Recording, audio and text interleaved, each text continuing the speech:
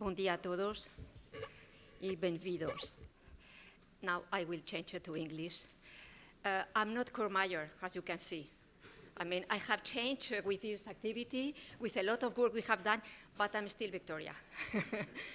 So it's very sad, and then I know the Mr. Minister, he knows that the COVID is our, how to say, our partner in this activity, and then our director is extremely sick. And then he cannot even be online.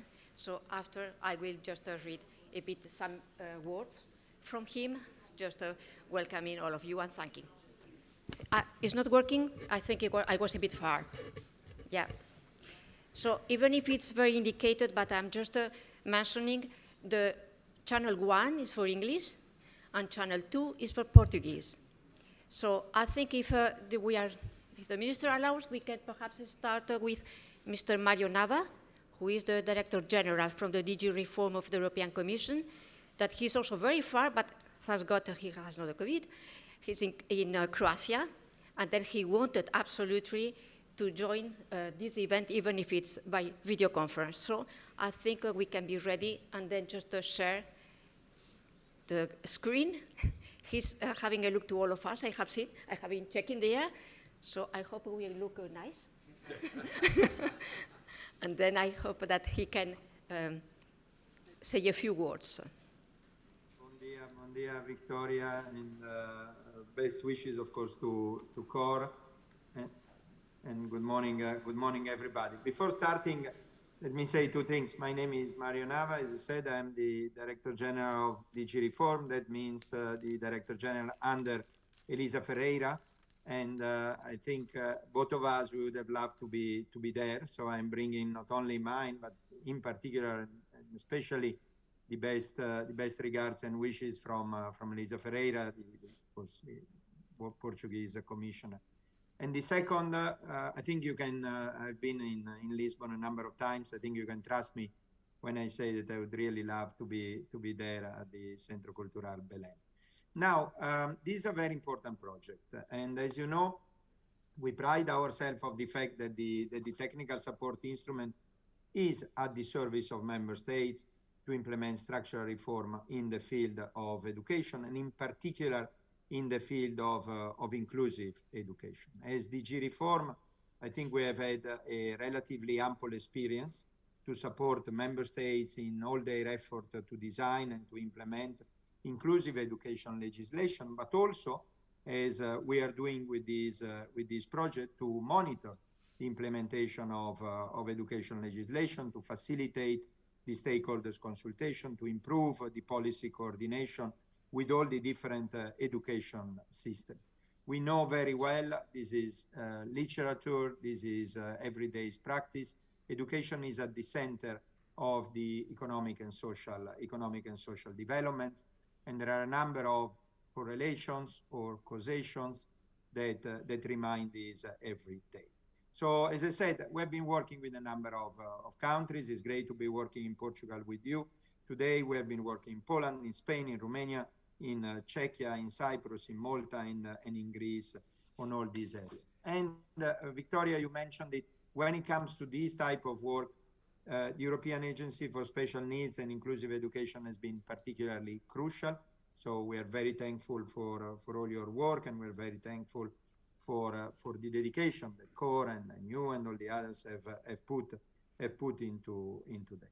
The cooperation with the Portuguese minister has been quite intense in the last 5 years. We have had several projects going from adult literacy to vocational education and training, and many others. And I think this is very important. Is very important for us because, once again, there would be nothing worse than doing an odd project on education, a project that is isolated. What we have tried to do from the very beginning is to make sure that the projects are part of an integral thing. And actually, here we are bringing integration and essentiality of education to another step, because from the project of today, we will borrow when we will be developing soon a multi-country project for Portugal, Spain, and Italy, a multi-country project which really touches at the core of Elisa Ferreira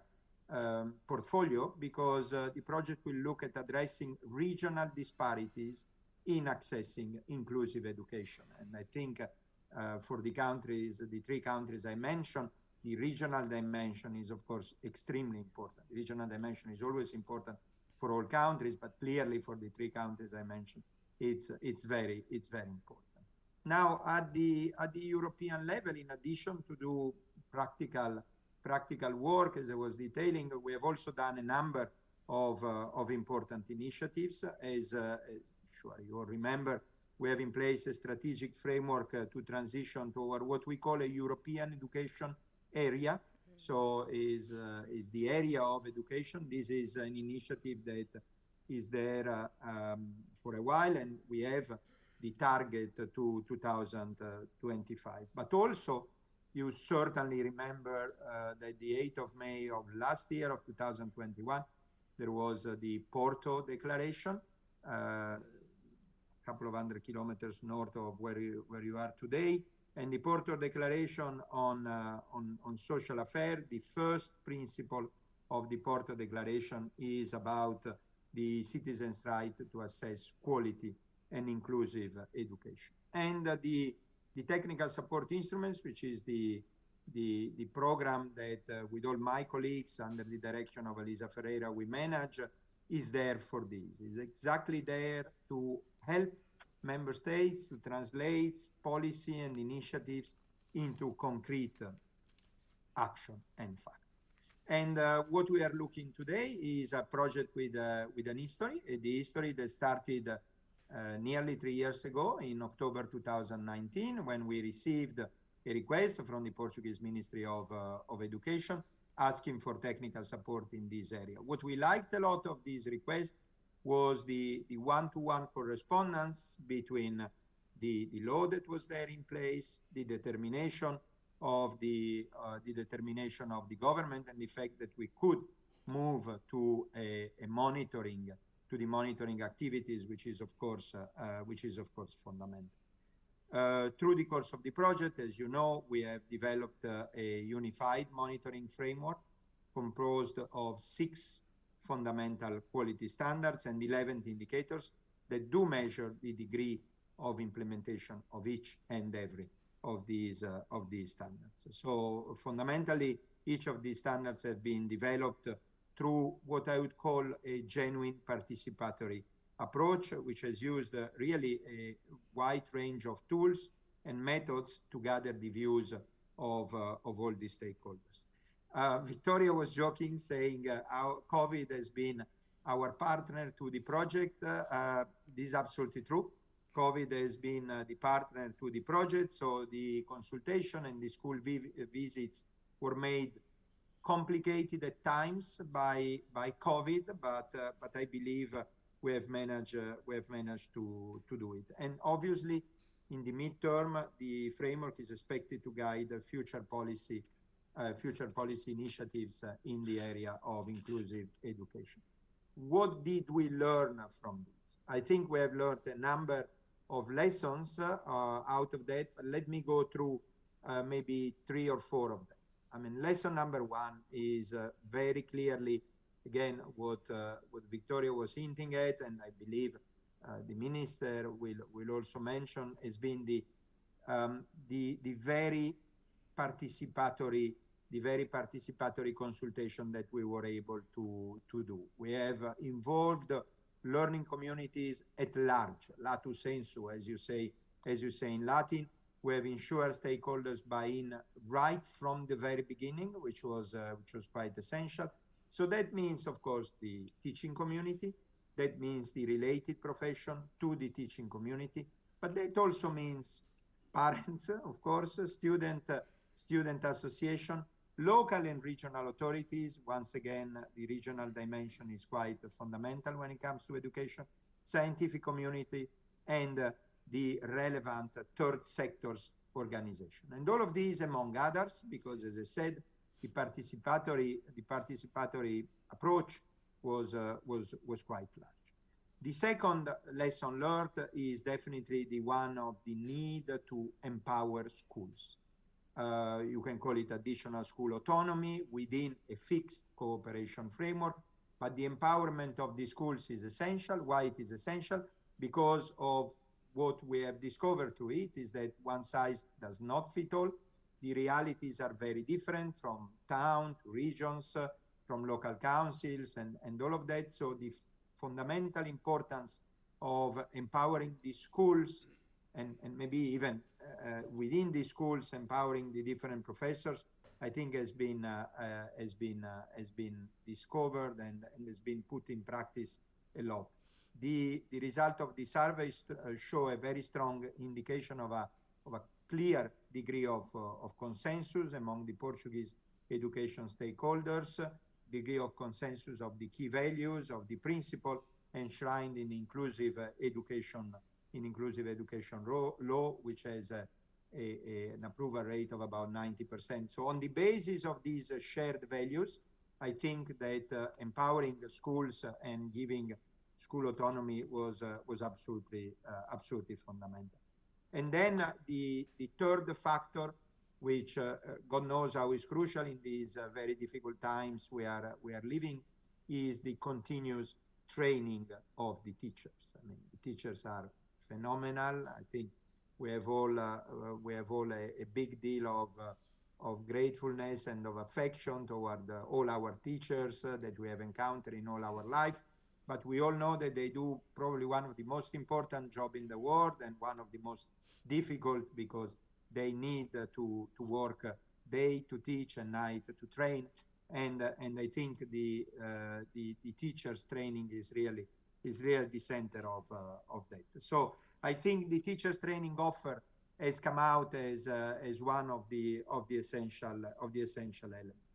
With respect to that, when we look further, when we look at 2023 and onwards, we as DG Reform, under the umbrella of the TSI program, we have launched an initiative which is called Youth First, and is what we call a flagship initiative. So an initiative where we expect a high number of beneficiaries of countries to apply, and the initiatives linked to Youth First as obviously the education system, the inclusiveness of the education system, the network of the education system at its very center. So we truly expect that many of the learnings that we have got through this 2.5 years long project, we will be able to transfer to that, and in particular to our new flagship initiative. With this, Victoria, Mr. Minister, it was an honor and a pleasure to be here with you. I'll stay here longer. I'm very eager to listen to the Minister, and I thank you a lot for your hospitality, albeit virtual. Many thanks. Muito obrigado.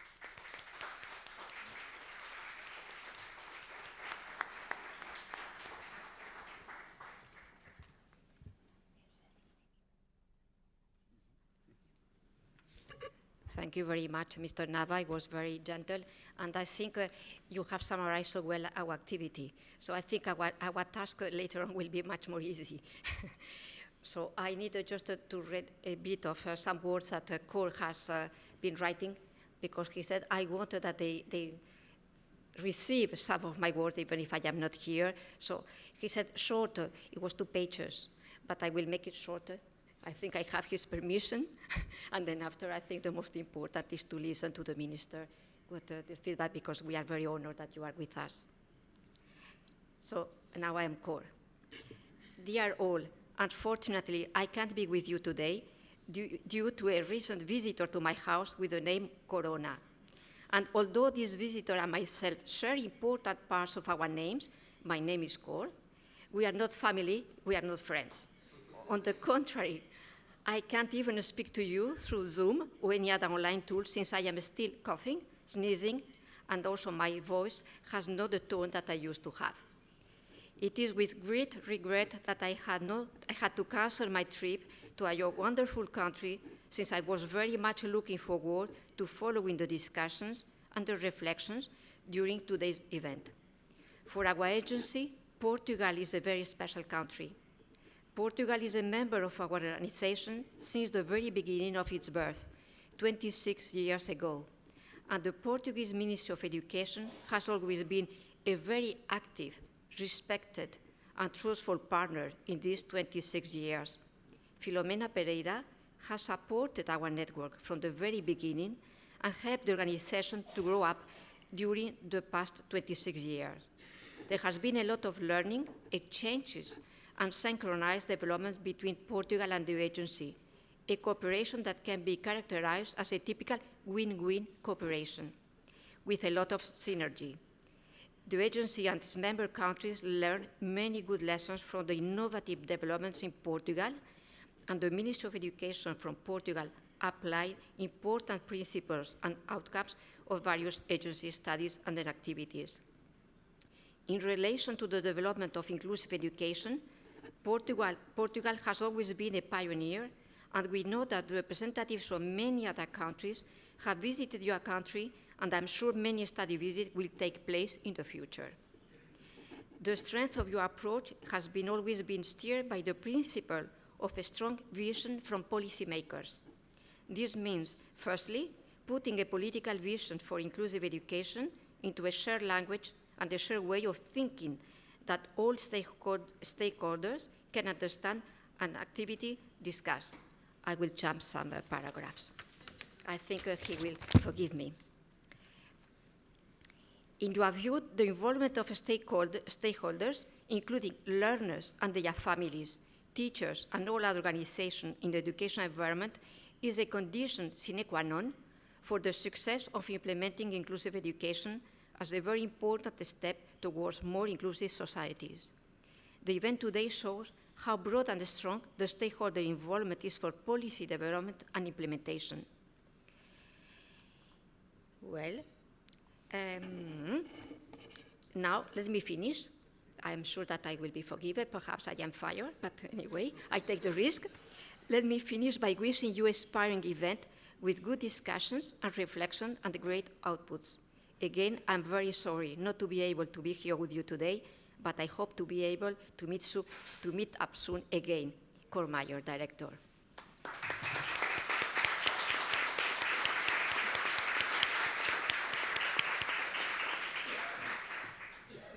So, Mr. Minister, the floor is yours.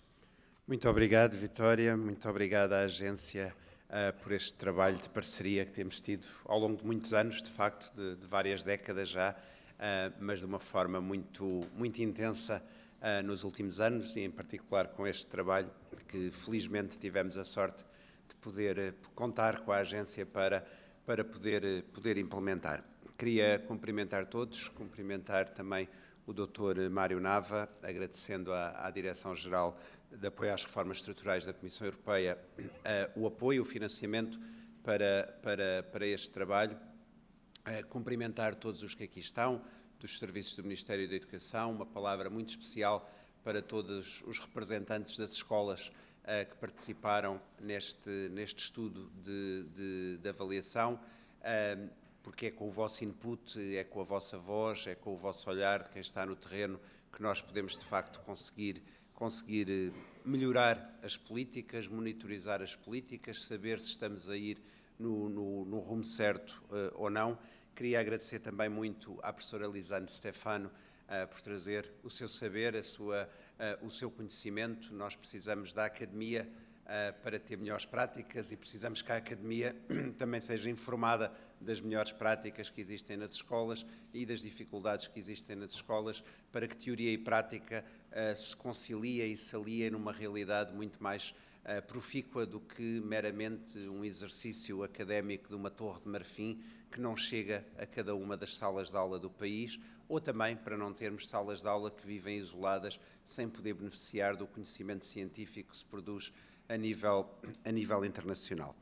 Queria relembrar um pouco este percurso que temos tido em Portugal e que já foi aqui referido pelo Dr. Kormayer, este percurso de uma construção de uma escola cada vez mais inclusiva.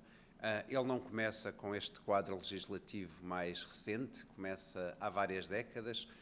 começa com uma adoção plena, uma adesão plena de Portugal à Declaração de Salamanca, quando somos convidados, enquanto sistemas educativos, a construir uma escola que integra todos.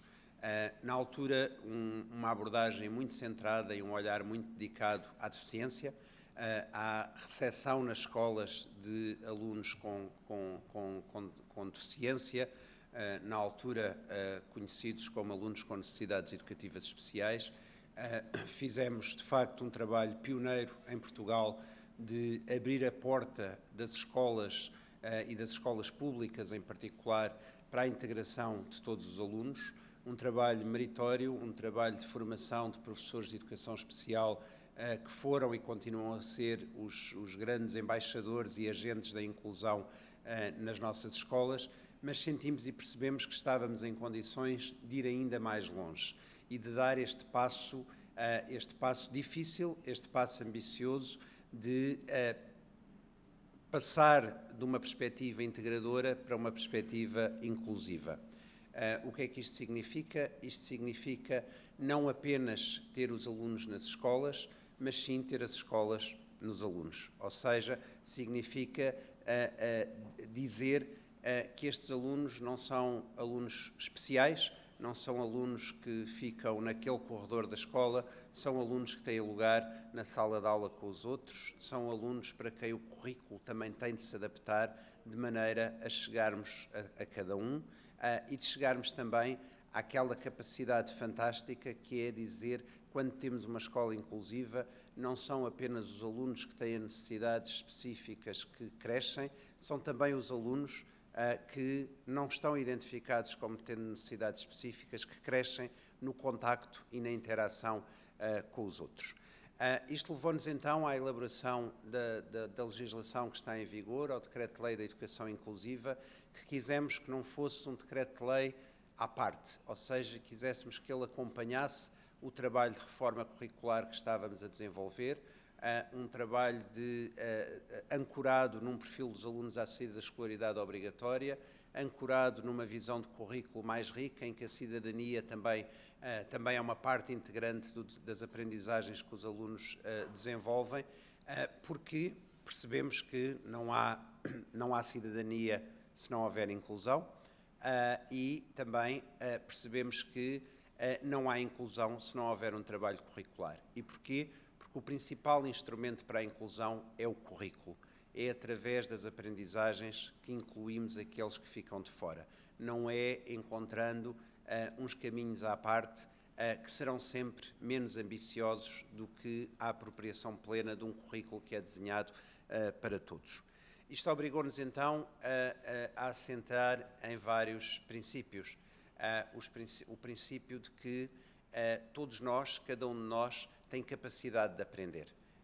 Podemos não aprender todos exatamente a mesma coisa, mas nenhum de nós tem o direito de dizer que há alguns que, por princípio, não aprendem. E um currículo inclusivo é aquele currículo que leva cada aluno ao limite das suas possibilidades, ao limite das suas capacidades. Dizer que todos têm capacidade de aprender é também dizer que todos têm o direito de ser avaliados nas suas aprendizagens.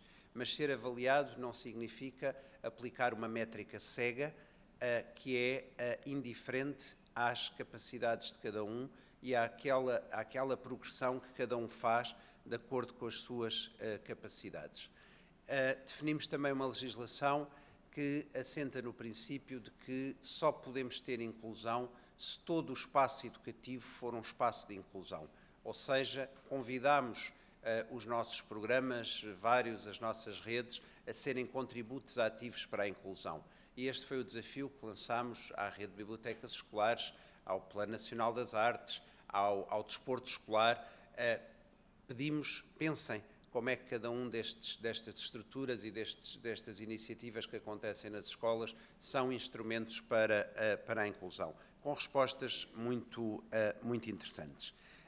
Isto significou também, e foi fundamental para que isto pudesse acontecer, está a ser fundamental para que isto possa acontecer, que haja confiança nas escolas, Quando começámos a desenhar todas estas alterações legislativas, em 2016, com um tempo de maturação que levou a que só fossem convertidas em projetos legislativos em 2018, quisemos que este fosse um trabalho participado.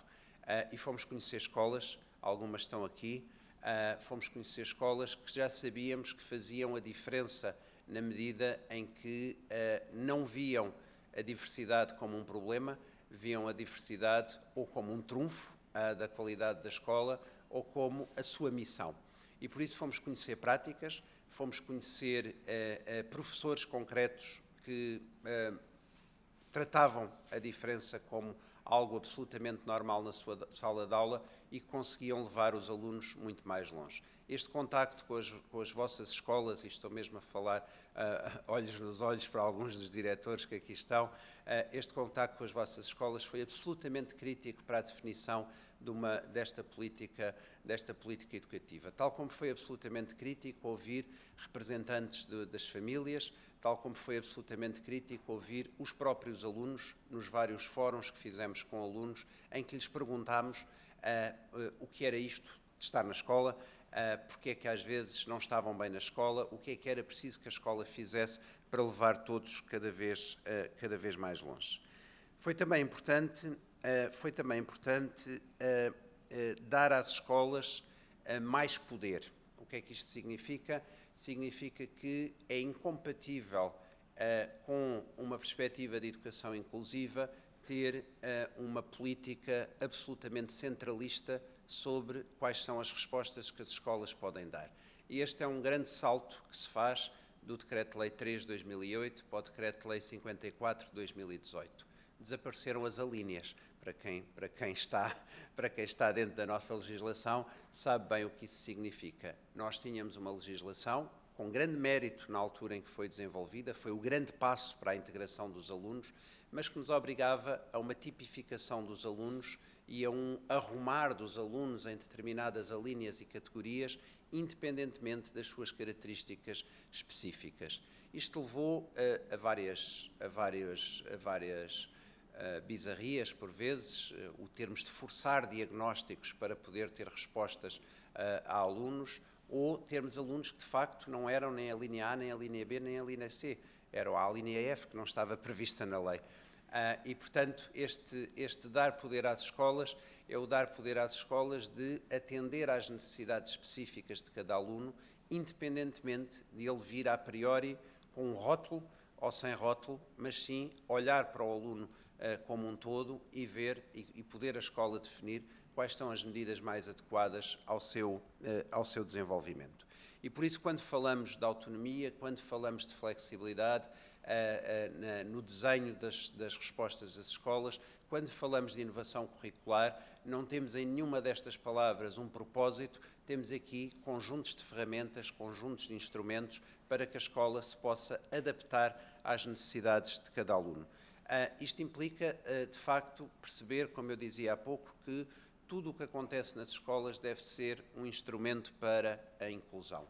Quando temos na Estratégia de Educação para a Cidadania áreas de trabalho como a interculturalidade, aquilo que estamos a fazer é ter no nosso currículo uma área de trabalho que permite que os alunos tenham um espaço na escola, independentemente da sua etnia, independentemente da língua que falam, independentemente de serem estrangeiros que acabam de chegar ao país.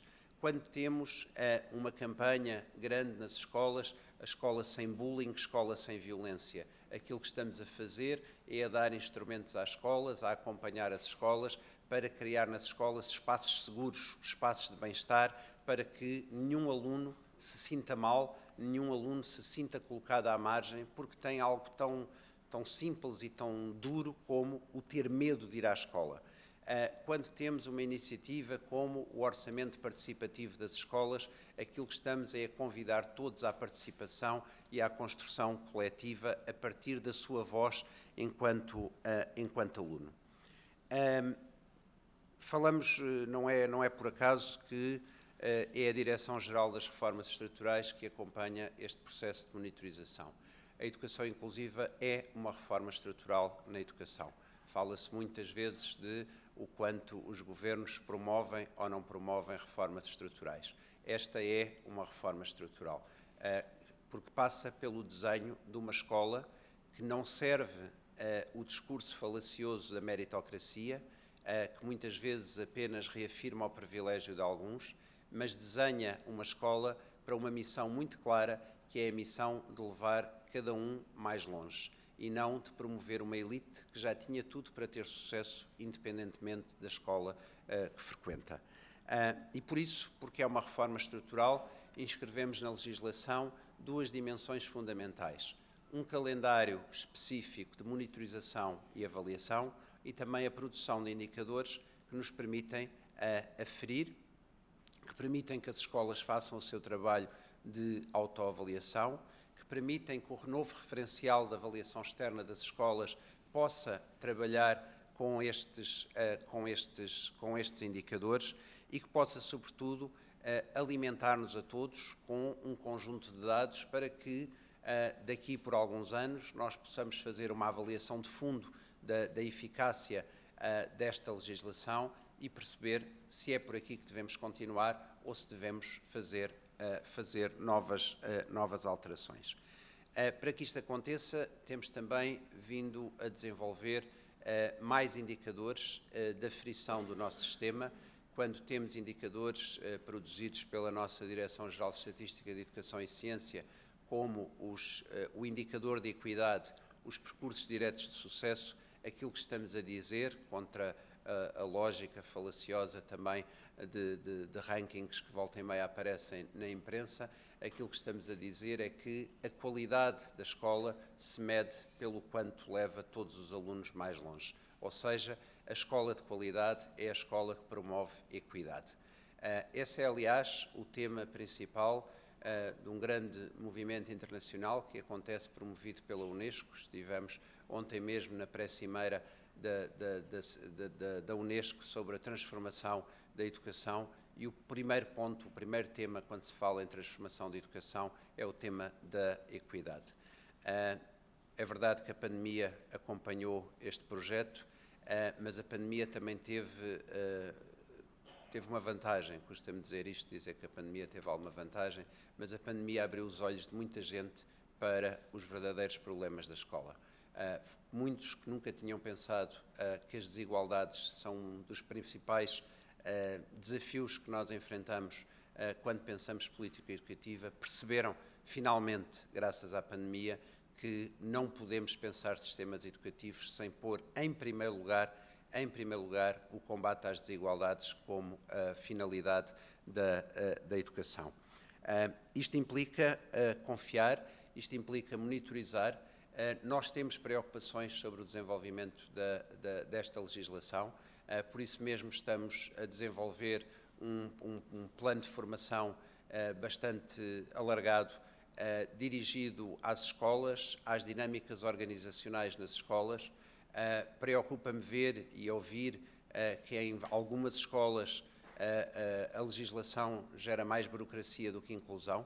Temos de tratar este problema a sério, fazer uma redução da dimensão burocrática que esta legislação pode ter gerado e para isso também precisamos das escolas, precisamos ter este trabalho que vamos querer desenvolver com as escolas e percebemos também que há ainda algumas dificuldades em entrar nas didáticas específicas das diferentes disciplinas, em entrar na sala de aula, em entrar em dinâmicas organizacionais e este programa de formação que se vai iniciar brevemente visa exatamente, também já ancorado nestes indicadores que vão sendo desenvolvidos, ir apoiando as escolas e ir apoiando também os serviços do Ministério da Educação para termos uma melhor implementação, uma maior eficácia e também uma maior eficiência nos recursos que são alocados.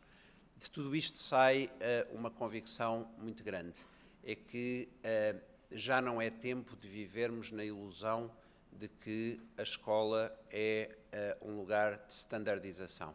O que é normal na escola é a diferença. O que é normal em qualquer sociedade rica e democrática é nós sermos diferentes e, por isso, sermos muito mais ricos. Portanto, se nós fizermos de conta Se nós fizermos de conta que nas escolas temos médias e não pessoas, estamos certamente a falhar na missão da escola. Isto é muito ambicioso, a inclusão é muito difícil e é mesmo por isso que gostamos dela, por isso continuemos a trabalhar. Muito obrigado.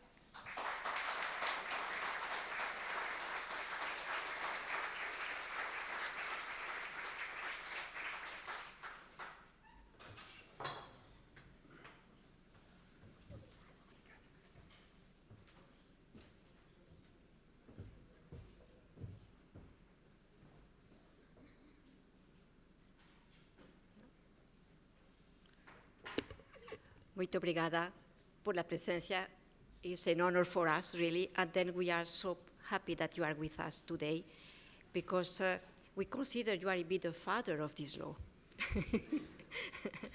And then also, as Cor Meyer has mentioned, you have been supporting so much all these changes, and then the Ministry of Education in Portugal is quite impressive one.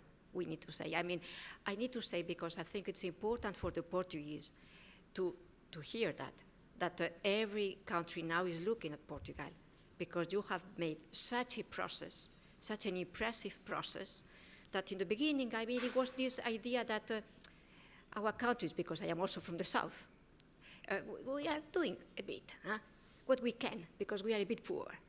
But then it's not a question to be rich. You can reach a lot. You can make a good process. It's just a question of commitment. And then you have this commitment. It has been such a support with problems, with issues, of course, because if not, what to do tomorrow if we don't have any issue to solve? But I think this is something that you should be so proud of Portuguese. For us, it has been, for the agency, I can say, and then I invite my colleague Marta also to join because we will be very short, but at least I want to say a few words. For us, it has been a pleasure, this activity. I can tell you, it was not an easy one. It was not an easy task. What we have had, for many reasons. And Marta, don't be hiding somewhere. I mean, just because the situation, the context. But this is the reality also. But for us, it has been such a pleasure. The commitment of all the service in the Ministry of Education, how honest they have been, how open for the discussion they have been, and then of course the schools. You know that the agency works a lot with the stakeholders. We listen all the time the people from the field, not just the teachers, the coordinators, the support services, but the families and the learners. This has been the very rich but complicated because you have different perspectives, but you realize how much the effort goes on the same way. With some issues, I mean, you know that the result, the final report highlights some issues that it exists in Portugal, but it exists a lot in other countries. And I think this is part of the process. It's normal not to be perfect. After 2 years, because when we started, it was two years after the approval of the legislation, we were not expecting to have something wonderful. This will be absolutely impossible. But what we have found is amazing. It's amazing, and then I want always to highlight this to the Portuguese because I think you are so modest.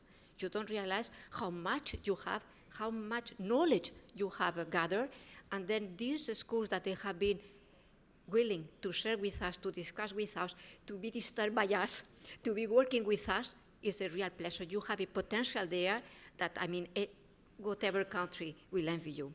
So I think this I wanted to say, aside of what will be the presentation, shortly, very practical things. The final report, we have a draft report that it has been sent to your services already and also to the Commission, and I'm very pleased that Mr. Nava has also been aware of what we are doing because it was not an easy activity, I must say. But then the report will take into account the richness of the discussion we have had yesterday with 15 school clusters. That was extremely rich, and then we need to incorporate that in the executive summary and also in the conclusion, because it was, I think they have agreed on how to move forward. This is the next, how to move forward. Not what we have, how to go further. So I think today it will be a short presentation with 2 panels. So Lisanne will make the presentation of the research, the analysis, the short summary of the analysis. You need to read, I'm sorry, but it's 90 pages. I know that is very, very heavy one, but you can select some pieces. I mean, but don't read only the introduction and the conclusion. Try to make a bit read some other chapters, because it's interesting to have a look on other things. And then after the first panel, we will have a coffee break. I think it will be good in this wonderful space. It's just in the corridor in front. And then after the coffee break, we will have the presentation of the discussions yesterday from the school clusters. And then after, we will have just a short closing session, and then just to thank you all. But I think, Marta, you have something, and I'm sorry, I have forgotten the names, but this is my colleague, Marta Presmanes.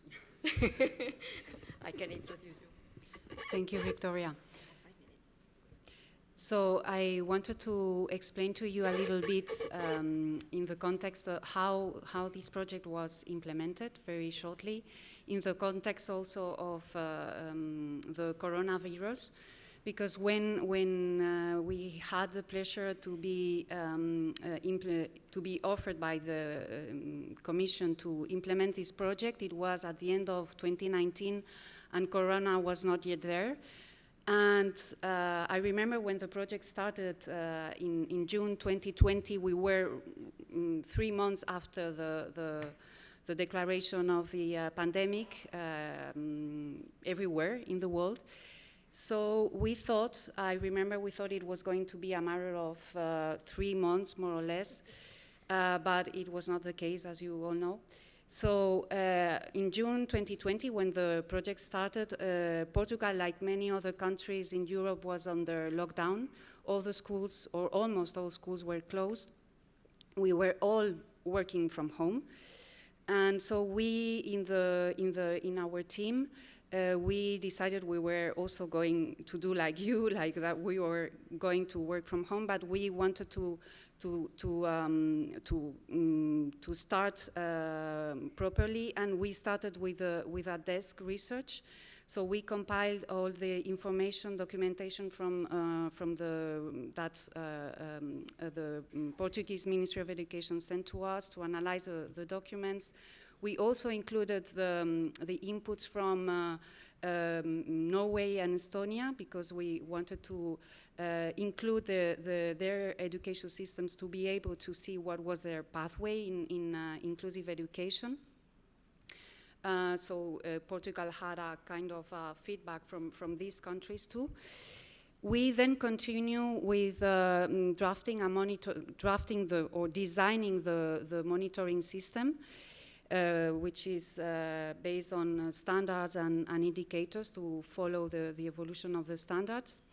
And when we plan to start the school visits, we plan to have a maximum of 16 school clusters visited. We had planned it for May 2021. However, at that time, Portugal, like many other countries, was under another wave. I think it was the 4th wave of Corona. And so what we decided, we thought in the team how we could do to replace the school visits. So we decided to conduct an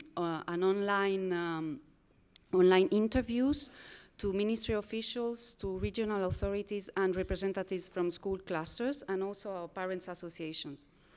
We also, at the same time, in parallel, we did an online survey addressed to regional authorities and school leaders from the 16 school clusters.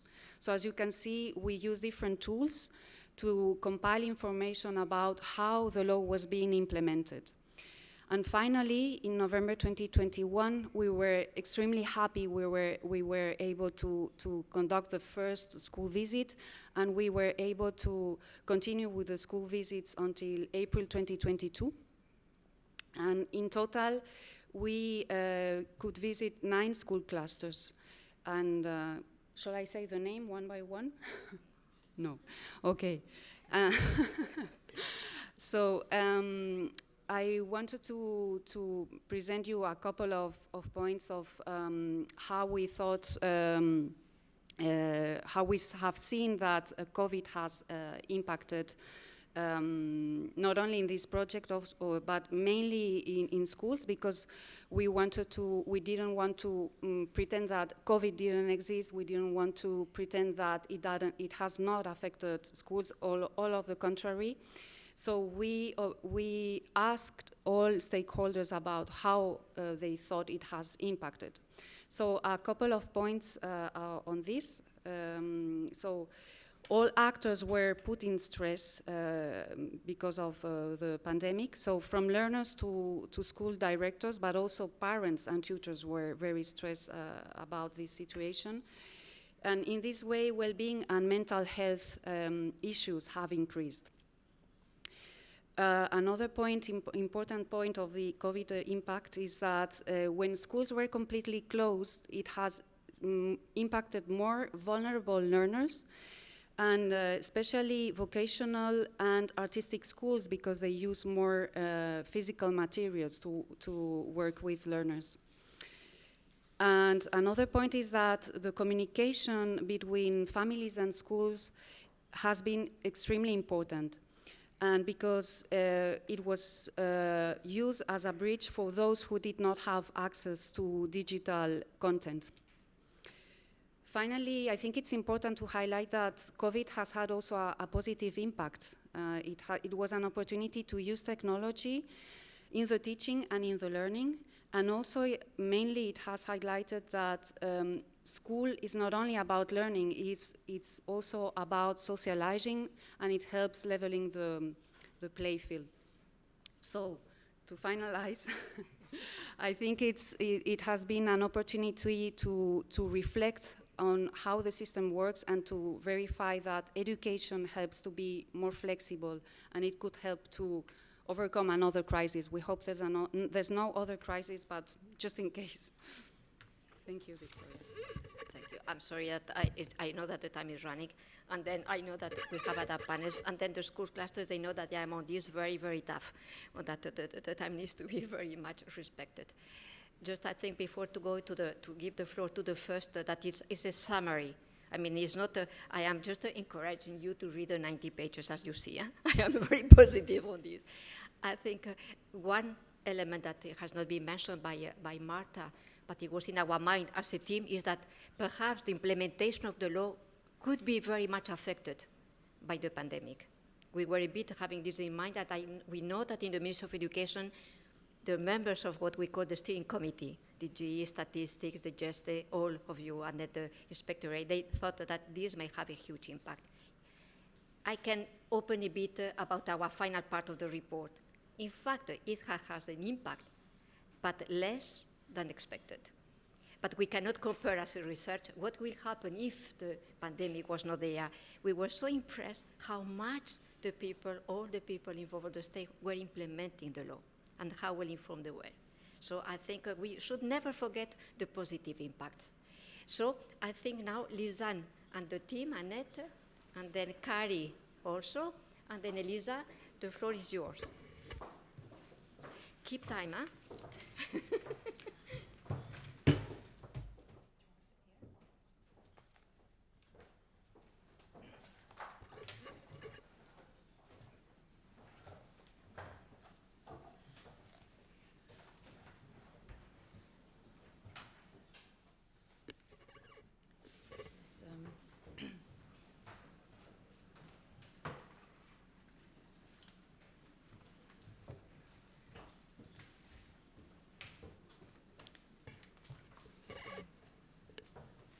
Yes, good morning, everyone. This is a very special moment for us. So as you could hear, 2 years after we started the design and the piloting of a monitoring system for the implementation of inclusive education in Portugal. Today we will present you the draft results of this study. But first, let me introduce you to the panel that will present and discuss the results. Professor Lisanne De Stefano is a researcher and executive director at the Georgia Institute of Technology in Atlanta in the United States, with a special research interest in the evaluation of educational programs. Mrs. Elisa Gomez Aleman is a policy officer at DG Reform of the European Commission, the Director General for Structural Support, managing technical support projects in the field of education, labor market, and social protection. Mrs. Kari Brustad is the former Deputy Director General of the Norwegian Ministry of Education, whose main work was in the area of inclusive education and learning environments. And she has been involved in this project from the start. And my name is Annette de Vrooy, and I work as a researcher at the European Agency and at the University College Teacher Education in Leuven. So, of course, we will start with the presentation. So, Lisanne, the floor is yours.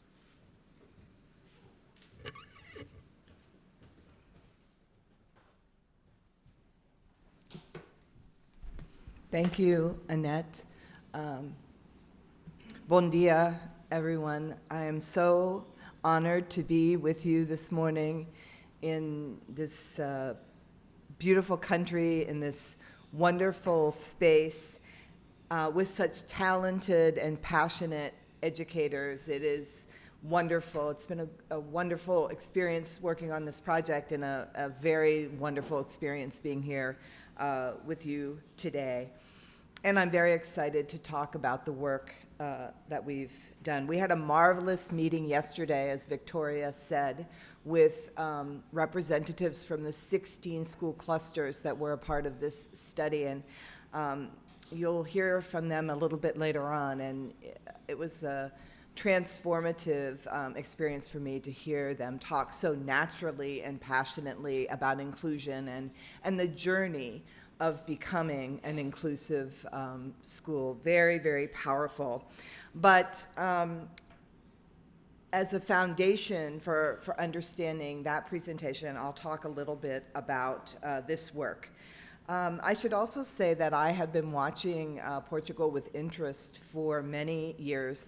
I first met Filomena Pereira in 2008 in Budapest, Hungary, the night that Obama was elected president of the United States. It was a very special time to be in Europe. Everyone was hugging me in the streets when they found out I was American. It was wonderful.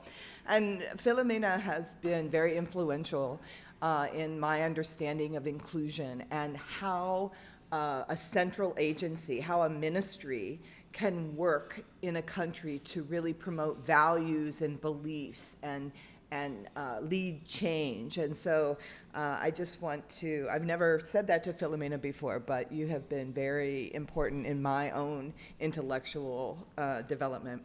And of course, being part of this team, the European Agency, excellent team led by Victoria Soriano, but including Marta and Antonella and Gamsa, who's in the back, like doing technical things back there. Annette has also been a good colleague on that team, and our country experts, Perrette and Carrie, have added a lot of input and different perspectives to help our understanding of this very complicated data, but also our close partnership with the Portuguese Ministry of Education and their open, frank dialogues with us. The meetings were very productive, caused us to think a lot about how we did our work. Very, very important. And then, as I've already said, the wonderful educators from all parts of Portugal, and the European Commission, who's also been very engaged and a part of this work. So really, so many people striving to do a good job, striving to understand this, striving to come up with the best solutions that we can. So what were we asked to do? Well, what we were asked to do is to provide the Portuguese Ministry of Education with a monitoring system, so a way of looking across the country and making judgments about how this law was implemented across the country. So really a set of tools that includes a set of standards, an accompanying set of indicators, and I'll talk a little bit more about how we think of standards and indicators, and then some guiding questions to help encourage reflection and get people to really understand sort of where they are in this journey of change. The agency's work is characterized in two dimensions. One is to use a standards-based model. So we could have come up with lots of different monitoring systems, but the choice was made to have a standards-based model, which is really a set of aspirational statements. So the first step is really figuring out, where do you want to be? And to develop a set of statements that really say, okay, what is perfection? What is our goal? Where do we want to be? And then to have a system that allows you to say, and where are we now? What's the distance between where are we now and where we want to be? And then how do we close that gap? How do we traverse that distance? And so the standards philosophy, I think, is very important to understanding the product. The second piece, and again, I think it's very characteristic of agency work, is a stakeholder-based process. So we could have sat in a room in Brussels or anywhere and come up with a set of standards, but the process that we used was really to include a lot of different stakeholders in the development of those standards. One, to make sure that the standards were very inclusive themselves and represented a lot of framework, but also as an educative role with the different stakeholders to help bring them into the process and understand what it's like to take a whole country and move them ahead in thinking about inclusion. So I think the standards decision and the stakeholders decision are very important for helping to understand this process. So in my own work, I have done a lot of work with standards, and so here's sort of what I think are the steps in the development of a standards-based model. One is the identification of the standards themselves. This is quite challenging. You don't want too many, you don't want too few, you want to make sure that they're relevant in all different kinds of contexts. Sometimes you see standard systems that are very, very elaborate, 40 standards, 100 standards, very hard for people to sort of keep in their mind and use to guide what they do every day. Really, standards could be something that you could write on a piece of paper or a little card, have it in your pocket, have it in your purse, and really think, okay, these are the rules that I need to worry about when I'm in schools. And so we had to get that just right. They're aspirational. So what do we wish to achieve? Where do we want to be? What is our highest goal here? And then how do we describe that in words that lots of people will understand? So in that process, we identified 6 standards. And 6 is a pretty good number. You can remember 6, and they can really help you every day think about your work. Then we needed to get a little bit more fine-grained, because if we only have 6 standards, they're very big. So we need a little bit more detail about these standards. And so then we identified a set of indicators. And indicators are just what the word says, indicate. They show where you are in relation to those standards. So the standards are the goals, where do you want to be? The indicators are the steps or the processes that are in place to get to those goals. And so they're also something that very often we focus the measurement on. We measure where we are in these indicators to show how the standards are being implemented. So 6 standards, 11 indicators. And then we developed a set of questions, because remember what we were asked to do is to provide a set of tools that could be used to monitor progress. So the questions are the things that we asked to people in the ministry, we asked to people in the schools, we asked to parents, we asked to learners, as ways of getting them to reflect on where they are in the process of implementing indicators. And there were 19 questions. So 6 standards, 11 indicators, 19 questions. And this is part of the toolkit that we're giving to the Ministry of Education. They can further develop it into instruments and other things that they can use to collect data. But this is, when we talk about the standards framework, this is what we're talking about. Marta already talked a little bit about the methodology, so I won't spend a lot of time here, but there's a few things that I want to make mention of. First of all, we began 2 years ago, almost exactly this same time, 2 years ago. We started working on this study We began with a very, very deep document or desk review of the legislation, of the records of the public meetings that were held in the development of the legislation, looking at what the professional development content was for trainers, really trying to get very deep into what is the spirit of this legislation and how is it created, what are the sort of core elements of it. And we did that as a team, and we continually shared our reflections as we went through these documents. And from that initial document review, we developed our first set of standards. And that was in July of 2020. And then we brought in our colleagues from Estonia and Norway to do country comparisons. This is typical, I think, of agency work. I've worked with the agency for a while, and I think they always bring other countries into the process for two reasons. One is to get the very valuable input of the other European countries who are dealing with many of the same issues, but also to have those countries learn from the Portuguese experience. So I always see it as a two-way exchange, and you'll be hearing from Carrie and Perrette later on, very valuable validation of these standards. Two things: how well do they apply to inclusive education in Norway and Estonia, and what are the differences, right? Because we were working for Portugal. Portugal is unique, so we wanted them to be relevant to these other countries, but to showcase the maybe somewhat unique things that are happening in Portugal. Then we talked with 13 key decision makers in Portugal, many of them are in this room, to get their feedback on the standards, to get their suggestion, how relevant was it to their work. We did a fairly large survey with 157 people in the 16 clusters that we worked with, and these were school directors, coordinators, members of the IMAI, CRI staff, parent organization representatives, teacher organization representatives, so really school personnel to get their input. We sent out 157 surveys. We got 97 back, a 62% response rate, which is pretty good response rate. All regions were represented, all roles were represented, so we felt good about that data.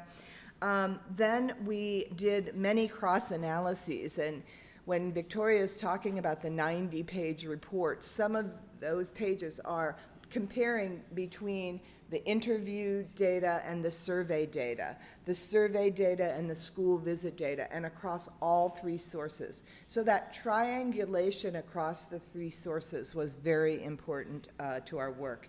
And then you heard about the site visits. I was not able to go on any site visits, which was very difficult for me because I love to get out in the schools and see what's going on, but COVID really limited my travel.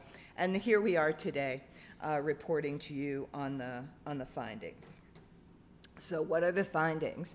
Across all of these data sources, across all of the work that we did, we found very strong support for the use of our proposed standards framework as a means of monitoring the implementation of inclusive education in Portugal. We found that there was a very high degree of consistency, alignment between the standards framework that we proposed and the law. That's really the basis of it, and so the need to make those aligned was very important. So that was the first step. But maybe even more important is that stakeholders at all levels of the system, learners, teachers, families, the regional authorities, the Ministry of Education, all attested positively to the usefulness and comprehensiveness of the framework for describing implementation. So the fact that these important stakeholders are bought into the framework, that they agree with it, is one factor that should promote its use and its effectiveness in Portugal. And then to me, because I am a psychometrician, I'm an assessment person, the standards framework needs to be able to discriminate, right? It needs to be able to say, This school is different from this school in implementation. And we found that across the 16 clusters and the 9 clusters that were visited, we were able to recognize differences in implementation by use of the framework. So from all of our validity checks, the framework seems to be strong and working well. We also believe it's possible in implementing this framework to identify the level of implementation in these key standard areas. And when we talk about level of implementation, we're proposing 3 levels of implementation. The first one is fully implemented. The standards are embedded, established, and sustainable in policy and practice in that school cluster, in that region, in Portugal as a whole, because we see the standards relevant, not just for monitoring at the national level, but that school directors could use the standards in their school. Regional authorities could be looking and using the standards to monitor what's going on. I'm a professor. I would use the standards in my classes at the university to train teachers and others about what is inclusive education. What do we need to look for when we're thinking about implementing inclusive education? So full implementation could be at many different levels, but that is, standards are there. Now, is it every school is the same, every teacher is responding in the same way, every learner is responding in the same way? No, not necessarily, but in general, we see full implementation of these things. The next level is partly implemented or partial implementation, and that's when we can see positive movement toward implementation. Things are moving in the right direction, but they may not be fully implemented. And given when this law was passed, 2018, we would not expect that everything would be at the full level of implementation, but we would expect to see very positive movement for that full implementation. And honestly, with a law like this, with such aspirational goals, you know, it may never be fully, all things may never be fully implemented because they're constantly evolving and changing. But the positive momentum is very important. And then not yet implemented. And this is where we see policy and practice need major development, major implementation, or major intervention to move forward. So when we talk about levels, that's what we mean by levels. So now I'd like to go through the standards and to tell you a little bit about what we found for each of these. Standard 1, inclusive values, principles, and policies are shared and accepted by all. This is the first standard because it is foundational. There is a belief that you move first by affecting people's values and beliefs, and that will influence their actions and how they move forward. It is very prominent in the Portuguese law. I have a lot of experience with law in the United States around inclusion, and there it's really based on civil rights of the individual. It's a very legalistic model in the United States. In Portugal, it's really about values and beliefs and society rather than the individual. So we thought that this was very important. And the 2 indicators are inclusive education and quality of education are understood by all stakeholders as interrelated. So when you think about what is a quality education, what is a quality education for my child as a teacher, what kind of quality education do I want to provide to my students as a school leader, how do I want my school to view quality education? Inclusion is a critical piece of that definition of quality education. Sometimes you see inclusive education and quality education at odds, right?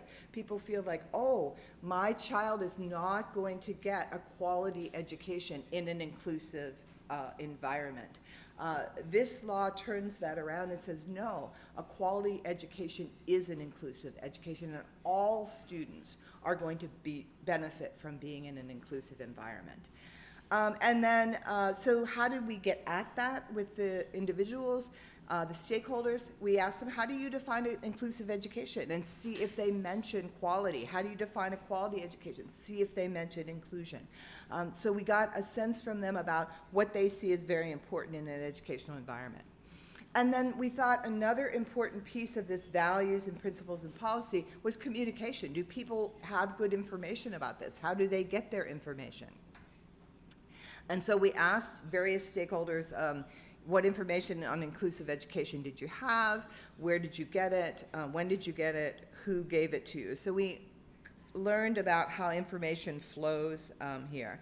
And what we found, our conclusions, as Victoria said, in working with these 16 school cluster, that standard 1 is near full implementation in Portugal. It's very, very deep, embedded, and used to guide practice in the 16 clusters that were participating in this study. So very, very important, breathtaking finding, and it's such a good foundation for moving forward. Standard 2 is about resources. The required financial, human, and technical resources are mobilized and available to support inclusive education. I'm not going to go through the indicators and questions here, but you can read them and you could see kind of how we are thinking about it. And here it is, it was very interesting to see, to hear the people in the school clusters talk about this, this standard, because I think the way that people are thinking about resources and the way that people are thinking about where to find resources, how to mobilize them, is really changing in Portugal. The school directors were so creative about how they bring resources to support the education of individual kids and children in their classrooms. One of the stories that we heard yesterday, which I just thought was so marvelous, is that many schools might think that resources equate to personnel. So you need more personnel to do a good job with inclusive education, and that may be true to some extent. But what we heard a story yesterday was a school had hired an assistant, an aide, to work with a particular student. I think the student was in high school. So HR, they brought in a person to solve the inclusive need of this student. And the student said, I don't really want a person. It's strange to have this woman follow me around all day and go to all my classes. I want to be more normal. And so the school director and the teacher talked to the teachers in the school, talked to the students in the school, and came up with a system of support that wasn't a new person, a new worker in the school. It was that the students and the teachers in the school itself provided that level of support with students. So that's a little bit different way of thinking about resources, but one that solved a problem for that particular student. I'm not saying that all schools are thinking that creatively, and we actually came to the conclusion in the 16 clusters that this was a partly implemented standard, but you can see how those clusters that are leaders, those clusters that are showing a lot of creative solutions, could be resources for other clusters so that they can see some of these strategies that have been used and have been effective with certain students. The third standard, our schools are managed autonomously to support all learners in the most appropriate way. And when we talked to decision makers, this was something that they said, we've had a very centralized approach, and now we're trying to put more autonomy to the schools, and this is something that maybe schools aren't ready for. But again, what we have seen is that this idea of autonomy, schools are becoming more comfortable with that. And sometimes when you say, okay, we're going to give you autonomy, but you're still monitoring, they're like, well, do we really have autonomy, or do we not have autonomy? And so the system needs to be open to allow for this creativity, but also make sure that you're monitoring the right things so that you know that quality is there. And I think that we are seeing more and more schools take on and enjoy taking on this autonomy. The multidisciplinary teams are very, very, very important in this process, and they have a lot of responsibility to make good choices about how to provide support, how to manage resources, and so on. But there's a lot of confidence in the teams, and I think people in general think that things are going well. Some of the things that we heard was that there could be a reduction in red tape if there is this autonomy, and if universal measures are expected to be there for everyone, then can we think about removing some of the red tape? So some of these things can just be done very naturally and not require a lot of bureaucracy to do it. The other thing that we heard for both standards 2 and 3 are that municipalities are becoming more involved in solutions, in providing personnel and support to the schools. And there was an interesting comment yesterday where they said that schools should be a microcosm of the community. Schools should represent the diversity that's seen in the community. And then somebody else said, no, schools should be leading the community in diversity and leading the community in inclusive practices. So the role of the school in sort of interfacing with the community, it seems that it's becoming very, very important and central to good education in these regions. Standard 4, learners and family voices are, so I don't remember if I said that, but we think that Standard 3 is partially implemented, good signs of moving toward full implementation. Learner and family voices are respected and considered. Here, the mechanisms for involving families and resolving disputes with families are very clear in the law, and schools are very aware of their responsibilities for involving families and how they resolve disputes. The ways of engaging learners are less explicit in the law. There's less language about how to do that. And so I think this is where we see schools really trying out different ways to promote more learner involvement, particularly in the lower grades. In the upper grades, there's more student councils and more student leadership in schools in general. At the lower grades, I think some schools are struggling a bit to find out, well, how do we give learners choice at the lower grades? One of the things that I thought was very encouraging when I was listening to the people from the school clusters yesterday was this idea of cultural appreciation and cultural competence being very important for this standard. So the school needs to recognize the cultural differences in their communities. They need to reflect those cultural differences and appreciate them, rather than thinking that students and families have to adapt to the school. When they come into the school culture, they have to do the adaptation.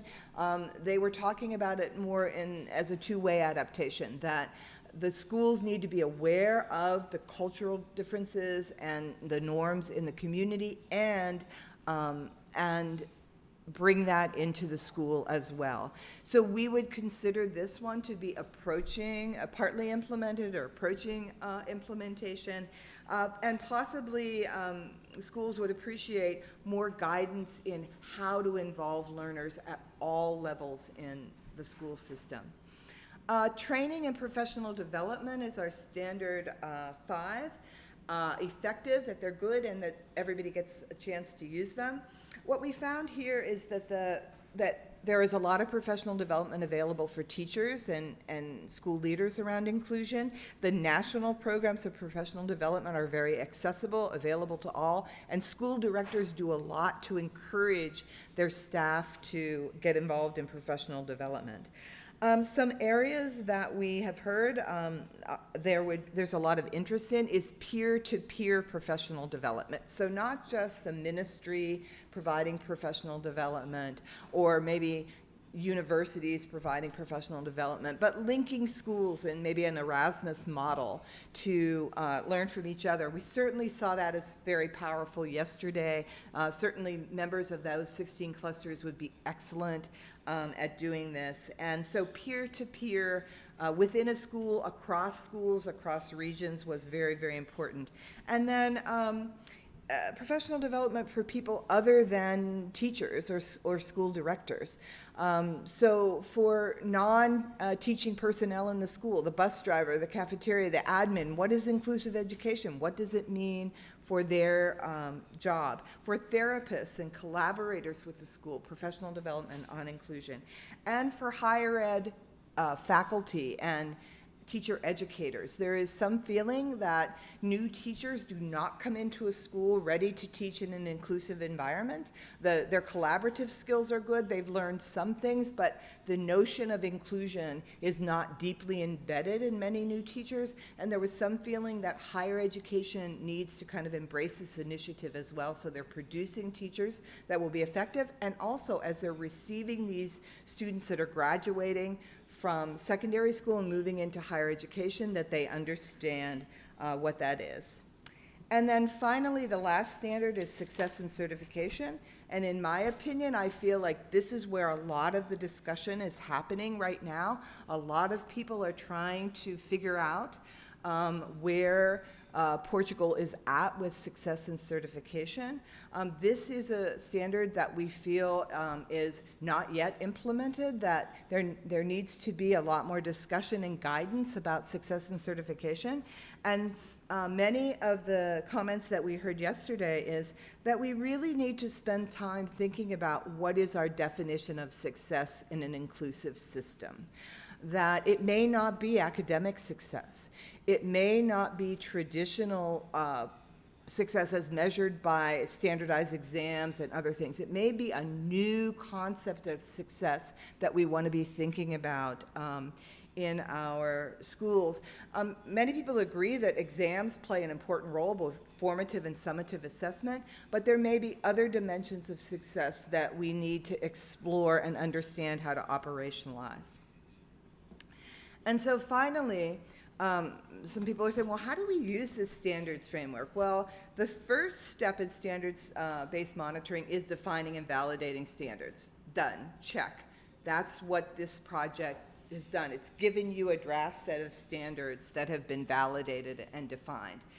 The next step is figuring out how to collect data at various levels to measure policy and practice against those standards. So we developed some instruments here, interview protocol, survey, site visit protocol, that may be useful to you, to Portugal, as you roll out the standards monitoring system. But to figure out a way and a schedule to collect data, and then to figure out a process of review. And this idea of stakeholder-based review and inviting lots of people to look at the data together and make decisions was very effective in this project and something you may want to consider. When I was doing the desk review, I know that Portugal has a lot of data and it's on websites and it is accessible, but it was unclear how many people actually use that data in the field. And so maybe setting up some mechanisms for people to interact with the data. And then figuring out, based on the data, what changes need to be done and how to implement them and measure their progress with the standards. So that's how I think of using a standards-based framework for this. So I know that was a quick overview, but hopefully you got the important pieces. And now I'm going to return to my colleagues over there, and we'll have a little bit of a discussion.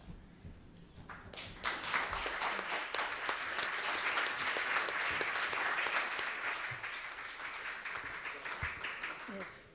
Thank you very much, Lisanne, for this great presentation. You gave us a very clear overview of the approach that was taken, of the results, of course, and of the possible use of the monitoring system. We'd like to explore these aspects a bit further, and with regard to the approach, I will give the floor to Kari to open the discussion. Thank you very much, Annette, and thank you, Lisanne, for a very nice presentation. And thank you all for the privilege of being involved in this project. It has been a great pleasure. I would just like to underline some elements from the presentation. The presentation gives such a clear view of the complexity in the education system. And it has been a complex process, a multifaceted approach, and of course unexpected changes and challenges due to the pandemic. It's interesting with the desk review, the interviews, the surveys, the visits, this broad approach. And I would really like to applaud the approach of involving such a variety of Portuguese stakeholders with different strengths and different challenges, different levels of the education system. I think it actually states the aim of sustainability.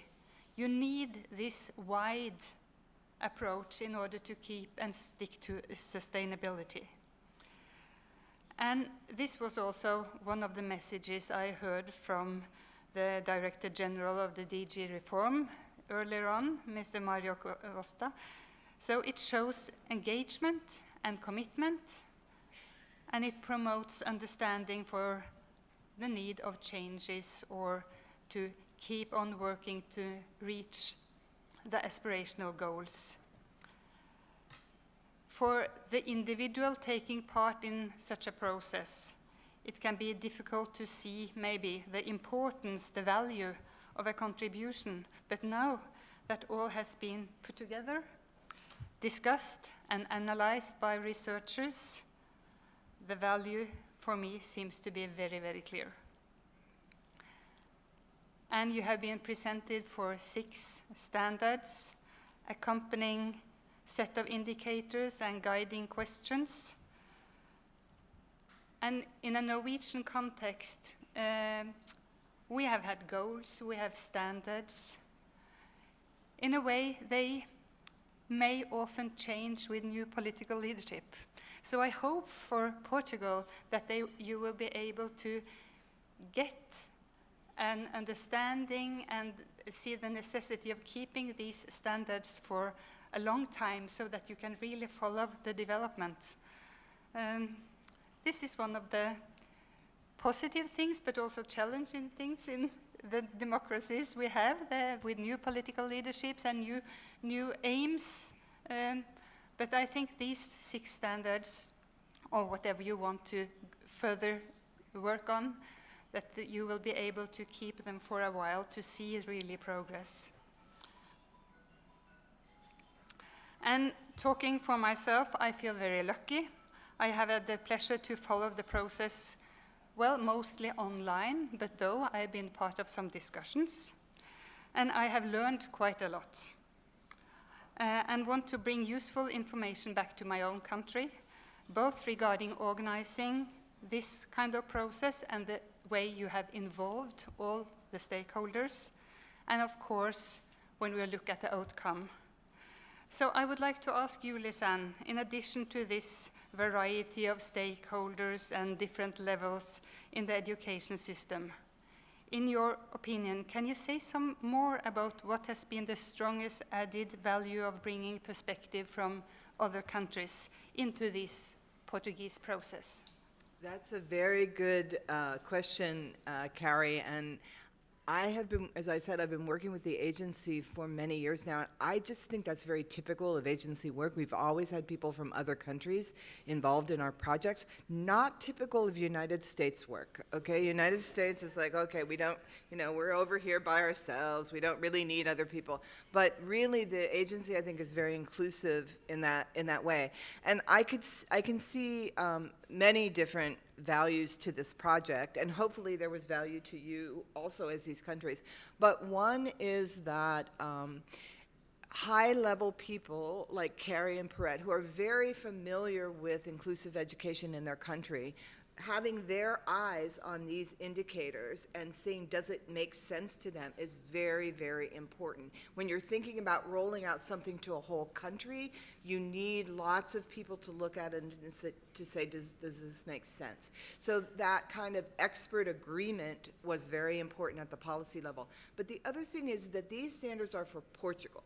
So we wanted to also make sure that they represented Portugal, they might not represent Norway that well. They may not represent Estonia that well, but they represent what is unique about Portugal. So sometimes Carrie would say, oh, well, that is not the way that we've approached it in Norway. We have this other way of doing it. And that is perfect. That tells us that the standards are very specific to Portugal. They have value for other countries, but they're also reflecting the uniqueness of Portugal. And I don't know if this is, if this is commonly thought, but I see Portugal as a leader in inclusive education. So I think it was also a chance for people from other countries to understand this model of inclusive education and take it back to their countries. I think it also promotes coherence and collaboration across the countries in the EU, which is, again, very, very valuable thing to do. So in the beginning, it was a little unusual to me when we go on these junkets to different countries and there would be people from other countries there. But now I see the value of that, and I think it was particularly important for this project. Thank you, Kari. Thank you, Lisanne, for highlighting this important added value to the project. Elisa, as a policy officer at DG Reform, supporting projects in education with a focus on inclusion often, or very often, or almost, I think, we presume you will have a lot of feedback on the results. Results were very crucial in this presentation, so we'd like to hear your feedback and maybe questions for Lisanne. Can you hear me? Yeah. Well, first of all, good morning, everybody. It's a pleasure to be here.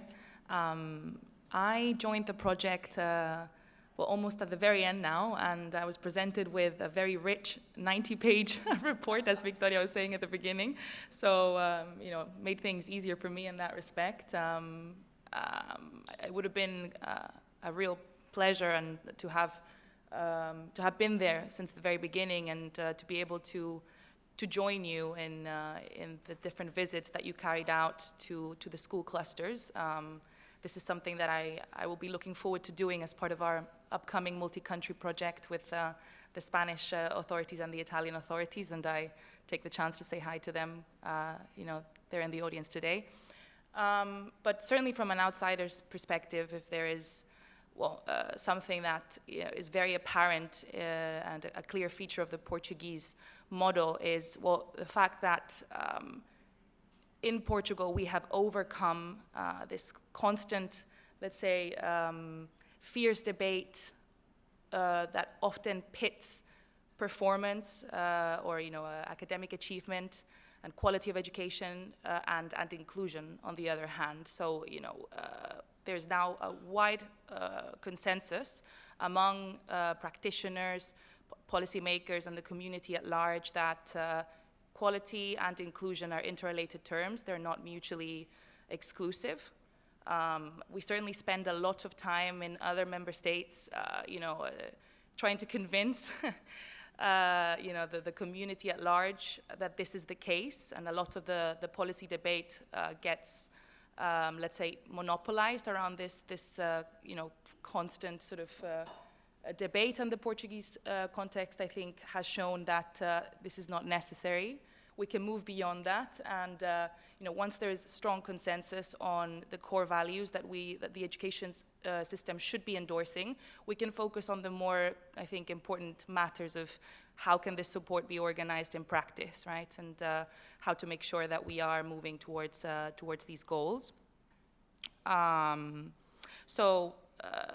terms of specific questions that I would have, again, as someone who has joined the project at a later stage, and coming from DG Reform, where our primary obsession is to ensure long-term sustainability of any reform process, I was wondering, you spoke at the beginning of your intervention about how school autonomy and this idea that flexibility had to be built into the framework. The standards needed to be general enough to be applicable to the wide variety of school clusters. So moving forward, how to make sure that this general framework can be implemented in practice? How important will it be for each school cluster and, in fact, each individual school to make this framework their own and to set their own targets, etc.? And then, concerning some of the, areas where, more work perhaps needs to be done. You spoke about assessment as a specific area that, where more work needs to happen, and, to move beyond this exclusive, let's say, using, academic excellence or achievement as the only metric of success. How can this be done in practice? What further actions need to take place? Well, I think the first thing is really dissemination, putting this framework in the hands of as many people as you can, parents and families, learners, certainly teachers and schools, but even outside of, in the United States, we would call it the K-12 system. I don't know what you would call, like primary, secondary. So early childhood was actually an area where there was some discussion about transition from early childhood into kindergarten and how inclusive thinking and inclusive policies sort of followed there, and also transition out of secondary school into vocational or into universities or wherever students are transitioning. So widely distributing it within the system, using it as the basis for professional development, so showing how professional development fits into the goals of the framework, but then also reaching out so that it is not just within the education system, but that other partners, early childhood, higher education, and the community at large. Schools talked a lot yesterday about how they interact with the community. So what is the analog? How could we take these principles for inclusive education and transition them into principles for an inclusive society? Can we draw parallels between what transportation should be doing and education, what employment should be doing and education? So to really use this as a platform to bring in a lot of the adjacent services, adjacent communities, adjacent worlds, and to try to really promote their thinking about what does inclusivity mean in that realm. To me, is one way to get sustainability. So policies can change, politicians can change, but if you kind of embed it in daily practice, it's kind of, as policymakers know, it's hard to change practice by just passing a law. So we need to take it from the policy world and put it into the operational world. And I think higher education, speaking as an academic coming from a university, I think higher education has a big role to play here. I think having faculty member in higher education who understand inclusive education, having higher education institutions become more inclusive. So these practices don't just end when a student graduates from secondary school. They should experience this when they move forward into the university. How is that being communicated, and who is doing that work? So I think dissemination and collaboration, putting together task force and working groups and other things to think about how to transition this. I think that connection with higher education, to me, is one of the most important things that I learned in this process. And the other thing is assessment. Yesterday, lots of discussion around assessment. I like assessment, I'm an assessment person, but I also understand the limitations of assessment. And so in defining success, are we really defining success for a lifetime, about how you did on a test?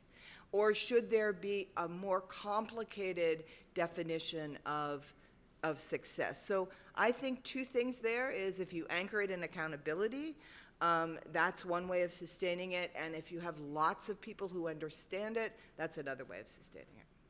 Thanks for the question, Elisa. Okay, thank you. I'm making Victoria nervous. Are you nervous, Victoria? Okay, time. Okay. I thought we had till 11:15. We have 10 minutes. Okay. We have some time. Okay. Yes. Okay, thank you. Thank you, Lisa. Okay. We already touched upon the use of the system already, but of course also on this standard 6. But Kari, I come back to you to reflect on further possible uses, or the possible use of the monitoring system in the future, because I think you had some more feedback on the use of the system. Thank you. I would just like to be very practical, the bottom-up approach. this is standards that is in an educational system, but it's also very much interesting when it comes to bottom-up. So just a couple of comments. The process here is more or less in parallel with the approval of the law. That's very interesting for schools and for parents, for teachers to see the progress. But it is also so much more on a practical level, in my opinion.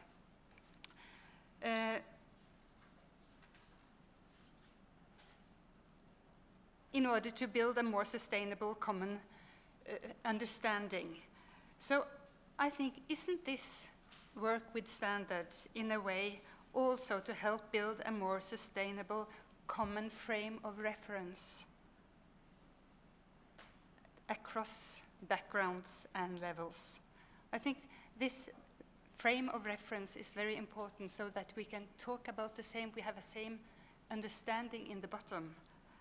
And I also think it will strengthen the cooperation and connection, support parents, learners, policymakers, principals, teachers, you name them all, to lead to a more common language between them concerning education. Understand each other better when we are talking about the aims, what is inclusive education. We get new words, we can connect better. So I think no doubt it's of high value to create systems to monitor and also to see at a practical level how it will all be linked together and make it sustainable. And I also want to say that creating systems to monitor the implementation is important all over. So, Lisanne, in your opinion, what would be other motivating factors other than law for European countries to initiate such studies? Well, you know, I know that the motivating factor here in Portugal was Decree Law 54. But honestly, once we got done with the document review, the law became less important. Oh, I'm sorry. I'm very relaxed here. I'm sorry. I'm just having a conversation with Carrie over a cup of coffee. I mean, we focused on the law. The law was the beginning. But very soon, we left the law behind and really were talking about the lives of teachers and students and families and what it means at a very practical level to lead an inclusive school, to teach an inclusive school, to have your child go to an inclusive school. So I think one thing, that law may be the motivating factor, but after that, it is really connecting it to the lives of people, the professional lives of people, the personal lives of people. I think this is a little bit of a mistake that we made in the United States where we went very legalistic. So, you know, there's a lot of litigation, lawsuits around inclusion and rights and things like that. And sometimes it takes away from the more human aspects of it. So I think the law may be the trigger, but very soon moving away from that to figure out what do we actually mean in day-to-day lives. I think that motivation for these can come from lots of different sources. It could be from the ministry, but it could be from parent groups too. It could be from teacher groups. It could be from other parts of the ecosystem of education could spur a law like that. I'm not sure how they would engage the agency. They might have to move up into the ministry to do that, but I can see the motivation from this coming from a lot of different sources. And I think doing presentations on this law, getting a lot of people familiar with it and connected, that they don't think, oh, that's something that doesn't apply to me, but that they see the relevance for them. An experience that I had in my job, I'm a professor, but I also direct a center. And one of the jobs and one of the goals of my center is to get more and diverse people to come into higher education. Georgia Tech is a very selective school. We only admit about 10% of the students that apply. We're very smug about that. Other universities are having trouble getting students. We have so many students that we don't know what to do. So that's how we behave. But the reality is that we get very typical students. We could probably predict when somebody is 4 years old whether they will come to Georgia Tech, depending on who their parents are, their socioeconomic status, where they live. And so I try to break that a little bit and get different people thinking about careers in technology and in science. And so we do a lot of things with very young students and families. We take them to places, we give them experiences, we bring them to campus, and all of my financial requests get denied by the person in the finance office that approves things. They say, oh, it's entertainment. Why are you doing this entertainment? You're always doing entertainment. And I'm like, it's not entertainment. It's building experiences among students and families to see themselves on a pathway to higher education. And I understood that I need to teach the finance office about our work and get them involved, get them to think, oh, I'm the person that approves this, and I can help diversify higher education. I can help more students go to higher education. And so I think you have a similar challenge here where you've got to get these different sectors to see how their job can actually help support inclusive education. Thank you, Lisanne, and thank you. I would like to thank Elisa and Kari also for your very interesting comments and what we can take away of this. Very important what you added or what you highlighted to overcome the fierce debate. I think it's very important to remember this, and thank you, Kari, for asking for the bottom-up approach and highlighting how much this project has allowed to move into a bottom-up approach or aligns with a bottom-up approach very much. So thank you very much. And I would like to invite everyone for the coffee break now, which is the other corridor somewhere. I'm sure Victoria will guide everyone there. Thank you very much.